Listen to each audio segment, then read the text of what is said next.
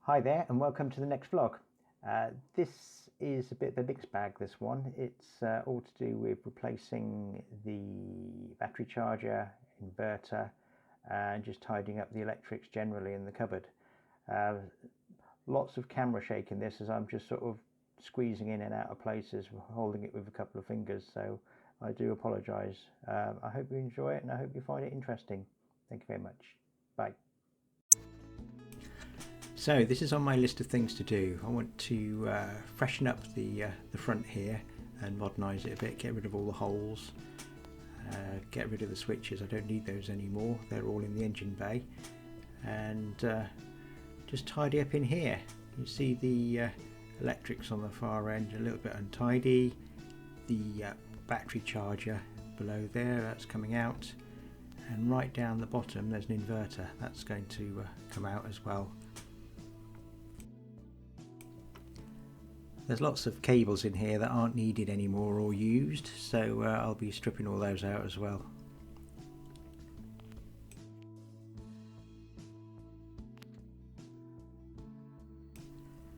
So that's behind the switch unit, which I hope to replace eventually. But this bit is going to go. This is where all the electric switching is, where you switch between inverter and shore. Don't need that anymore. So looking down here, we're coming at it from the bottom now, so this is me in pain lying down, looking about. See the inverter there, and also there's a connection which I didn't know existed. So the inverter doesn't actually go straight to the batteries, which is really bad. So now I've got the battery charger out, so that's some of the cables gone as well, and you can see once it's out how bad the connections were. I mean, look at this, there's strands all over the place. There's probably one of the problems of wiring stuff up when it's in situ. But look at that, it's just splayed all over the place, that negative wire.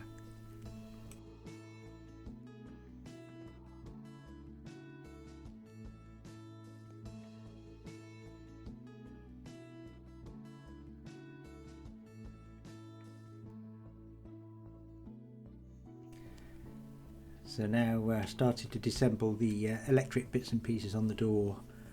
It's overly complicated switch system which I'm not going to need anymore because I've not got a separate charger and inverter, so all this can now come out as it's all defunct. It also stops the door opening properly with all the big cables, so it's nice to get rid of that, but unfortunately it makes a nice big hole.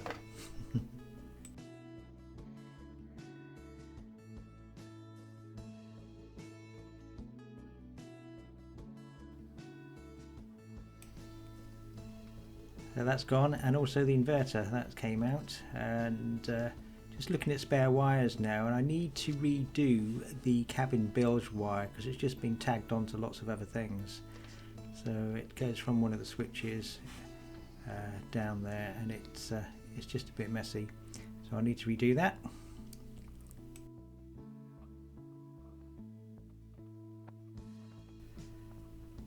This is an absolute killer getting in this cupboard. I really don't want to do this too often.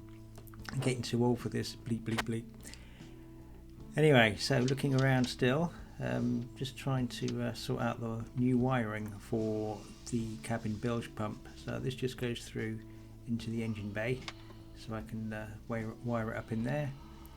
Leave that just lying there with maybe a chocolate block connection for any bilge pumps.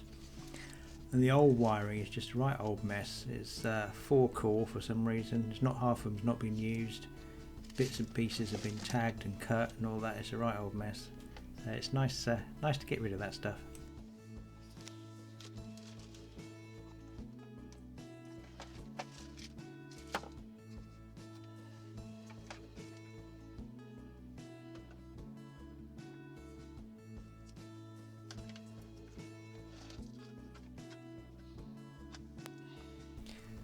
Yeah, so once I've got it out, you can see how all the joins have been put in and sort of messed around over a period of time.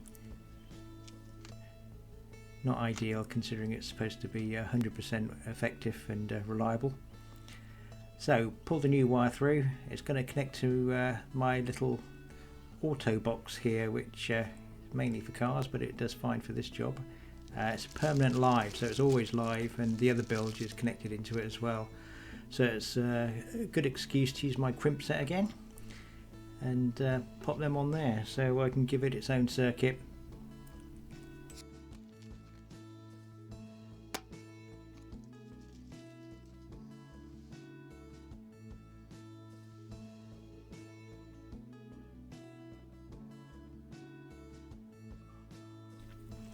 I'd usually use my waterproof connections on this, but I haven't got them with me at the time, so these will do for now.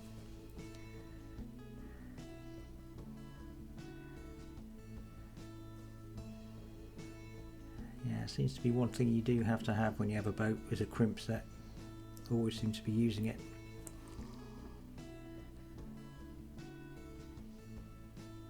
Okay, nice and tight. Everything can shake loose on a boat, so you've got to sort of do everything twice as tight. There, you see that all connects, and it's got its own fuse connection down there. And of course, label it up. Never assume that whoever comes to the boat next knows what's what, so I just label everything. It's much easier since I've had to discover everything about the boat. So now this is sorting out the new positive for the boat, for all the boat electrics inside. Replace the cable in there, and was able to take the switch out. And just measuring it up really to see how it all fits. So balancing around again. So that needs to go back to the Lynx power in box that I've got down here, which is for fuse connections. Been really good having this. It's so much easier to wire stuff into it.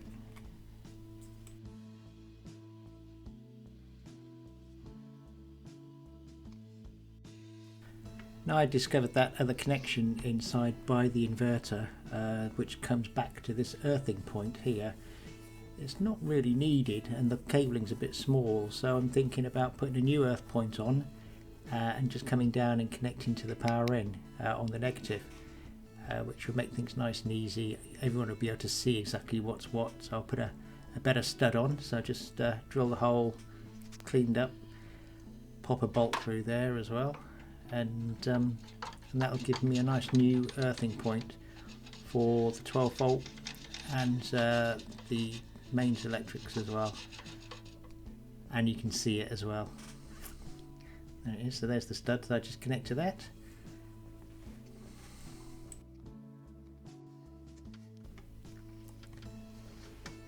So now we're taking off all the old wires to this connection that I discovered behind the inverter.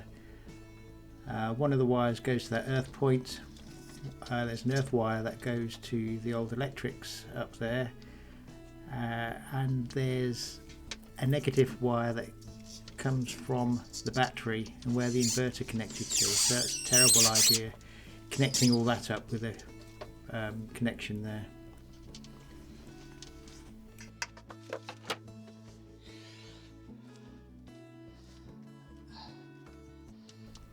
It's actually really satisfying pulling out all these old unused leads now.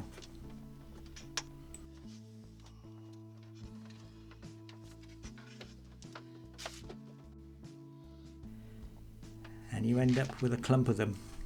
There's the old earth, so it's that just pulled off. That was loose anyway, and some of these connections are a bit dodgy.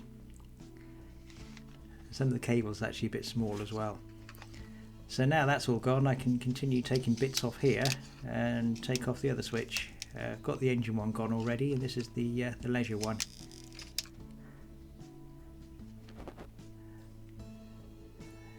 That's the domestics.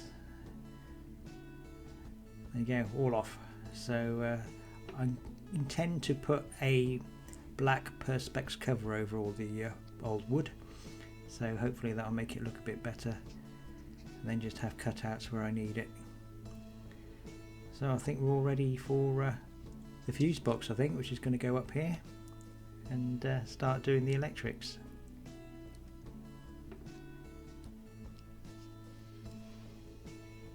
So 12 volts all set and ready to go on again. So switch it back on and just see if anything sizzles, pops, bangs.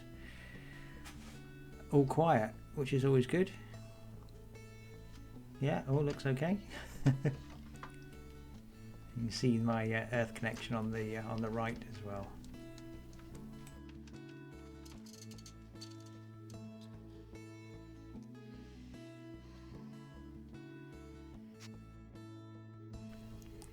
And here's my new consumer unit for the boat.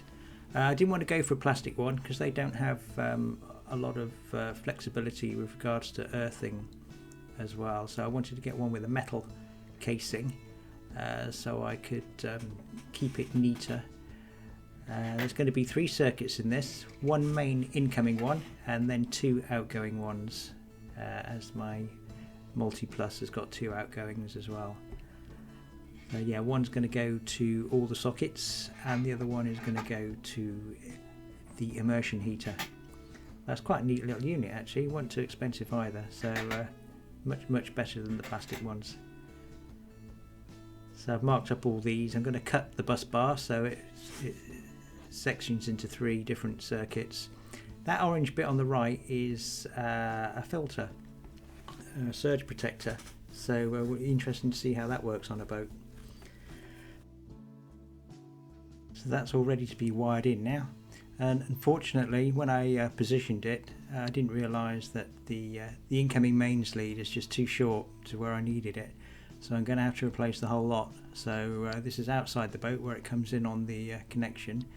I just fit some more cable on there and pull it through. It's not too far actually, you can have a look and see where it goes. It's just the blue Arctic cable that you can see there coming down and going around. I'll have to take out the other one as well, but tidy that up and that'll be fine. And here's what I'm putting in. It's a 3 kilowatt Multiplus from Victron. It's got an awful lot of connections on it, so judging by where I'm going to put it, I didn't want to have to do this in situ. So I thought I'll strip it and plan doing it outside. But yeah, so you can see all the connections on there, all the mains inputs and outputs on the left and the batteries are on the right. Always like to take the casings off these and have a look around, but the quality of this is really good. You can see how someone's taken care of making this. And there's the toroidal transformer, it's bloody heavy. But yeah, it's a nice bit of kit, and it'll also fit in and connect to my remote monitoring, so give me a bit more information on what's going on. But yeah, there it is. Nice bit of kit. It gives a bit more power as well.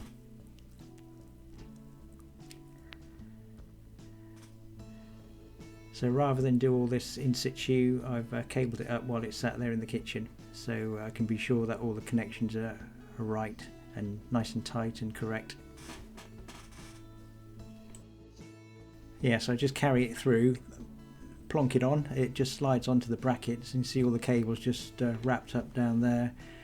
So I just now need to go and tidy all that up and get that in some sort of order.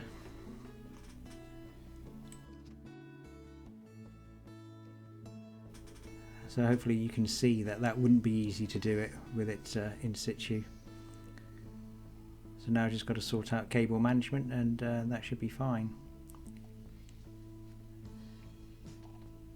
There you go, so it's looking a bit tidier. And got the battery cables in as well now. That should do, and then get the cover plate on it, and that should tidy it up nicely. And that's the end for this vlog. Next time I'll actually get to switch it on and do some other bits as well. Cheers, I'll see you again soon. Thanks for watching. Thank you, bye bye.